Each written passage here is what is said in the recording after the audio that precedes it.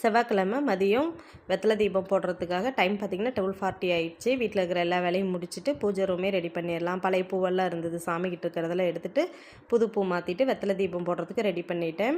எப்பயும் வாரம் நான் திண்டல் முருகன் கோயிலுக்கு காலையிலே போயிட்டு வந்து மதியம் இங்கே வெத்தலை தீபம் போடுவேன். இன்றைக்கி கொஞ்சம் போக முடியல, வேலை அதிகம்னால ஈவினிங் பக்கத்தில் இருக்கிற முருகர் கோயிலுக்கு போயிட்டு வெத்தலை தீபம் போட்டு வந்துடுவேன்.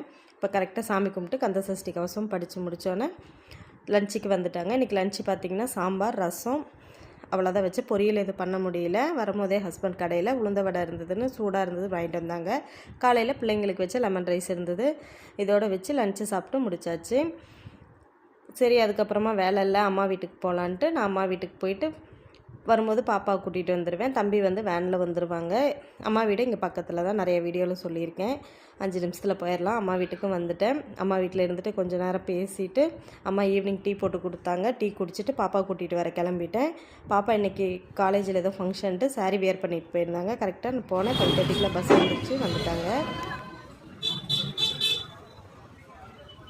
வீட்டுக்கு வந்ததும் ஸ்வீட் கார்ன் இருந்தது. தம்பிக்கு டியூஷனுக்கு டைம் ஆச்சுன்னு சரி ஓகே டக்குன்னு ஸ்வீட் கார்ன் வேக வச்சு தம்பிக்கு ஸ்நாக்ஸாக கொடுத்துட்டா சாப்பிட்டு அவங்களும் டியூஷன் கிளம்பிடுவாங்க. அவ்வளோதாங்க, இதோட இந்த மினி விலாக் முடிஞ்சது. நெக்ஸ்ட் மினி விலாகில் மீட் பண்ணுறேன். Bye friends.